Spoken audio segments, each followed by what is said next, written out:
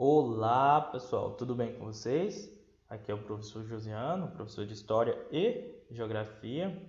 Então, na aula de hoje, quero iniciar compartilhando com vocês o Salmo 90, que fala o seguinte: a vida é muito curta para não dedicá-la a quem pode eternizá-la.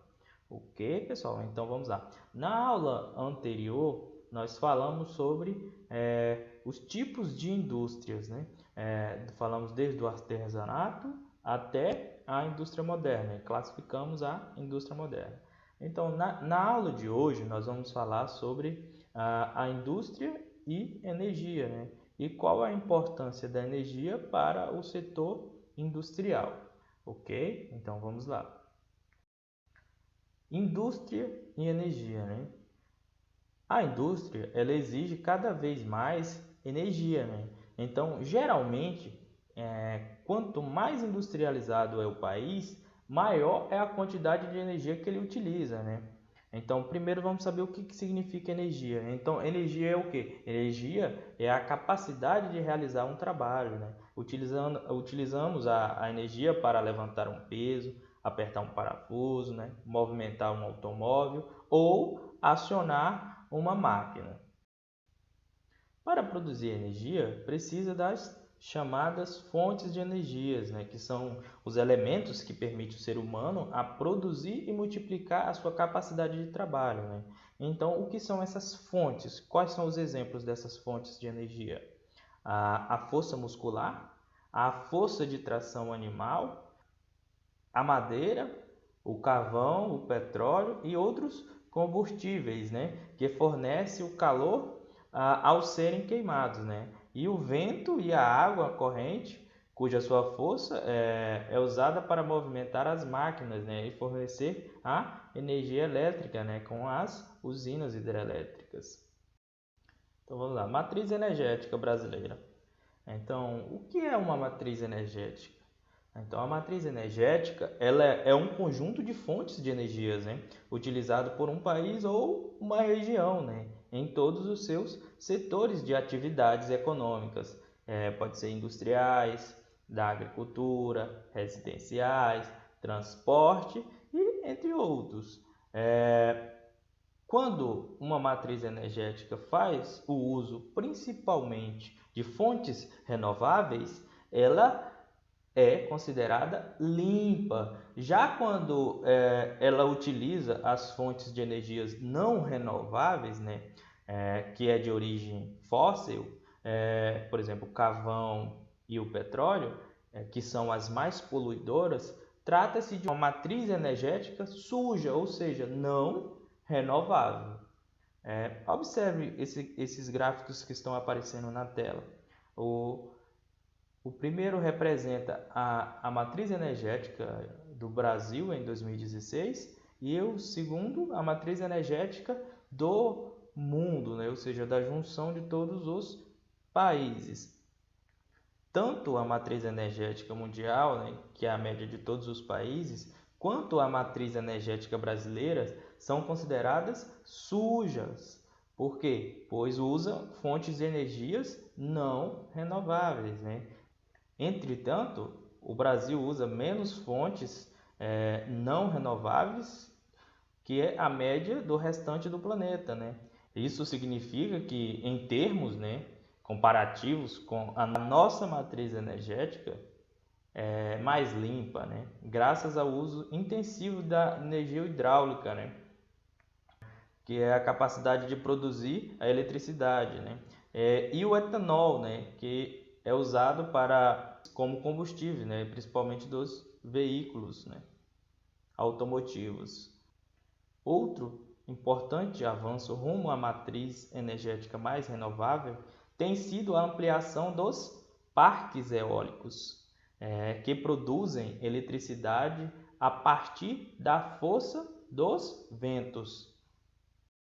A industrialização no Brasil, A industrialização é o quê? Um processo de implantação de indústria em um país ou região.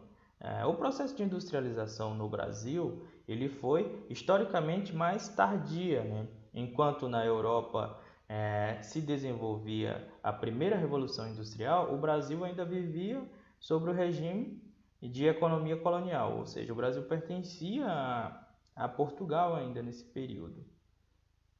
Então, os fatores que propiciaram a industrialização foi o quê? A acumulação de capitais, proporcionada pela exportação de café, que era a principal atividade econômica do país no final do século XIX e na primeira metade do século XX.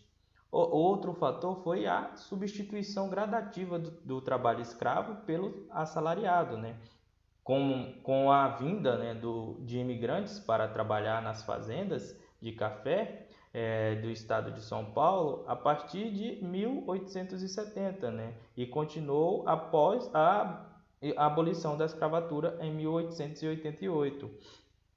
O outro foi o crescimento do mercado consumidor interno, em consequência da expansão do trabalho assalariado. Concentração industrial. Então, concentra-se no centro-sul, em particular nos arredores da cidade de São Paulo, os benefícios trazidos pela crescente exportação de café, e o desenvolvimento de meios de transporte, como as ferrovias e rodovias, e serviços bancários, instalações de usinas geradoras de eletricidade. A cidade de São Paulo ela se tornou a mais industrializada do país, pois beneficiou pela a sua posição geográfica, São Paulo ele expandiu com um intenso comércio, que desenvolveu no setor bancário ligado à produção de café. A cidade de São Paulo concentrou de maneira mais expressiva o volume de capital obtido pela exportação de café. Na cidade também desenvolveu o mercado consumidor, que era mais importante do país, tanto pelo número de compradores como pela maior variedade de produtos industrializados oferecidos. Desconcentração industrial. Desde os anos de 1970, vem ocorrendo uma relativa desconcentração na atividade industrial no país. As indústrias, embora ainda estejam bastante concentradas em São Paulo, aos poucos elas estão se espalhando por todas as regiões, principalmente Minas Gerais, Rio de Janeiro, Bahia, Ceará, Pernambuco, Amazonas, Pará, Santa Catarina. Elas não estão concentradas simplesmente em São Paulo. Outro fator que explica essa desconcentração industrial é a chamada guerra fiscal, É o nome dado a uma espécie de competição entre os estados e os municípios, para atrair os novos investimentos. Indústria e espaço geográfico. Com a industrialização, as paisagens do país são profundamente alteradas. As florestas são derrubadas, cidades crescem em números de tamanho, rios são represados para fornecer energia elétrica, Veículos automotores multiplicam-se na cidade e nas estradas, nas ruas e nas estradas. Tudo isso modifica profundamente a natureza original, A industrialização e a modernização da sociedade produzem consequências positivas e negativas.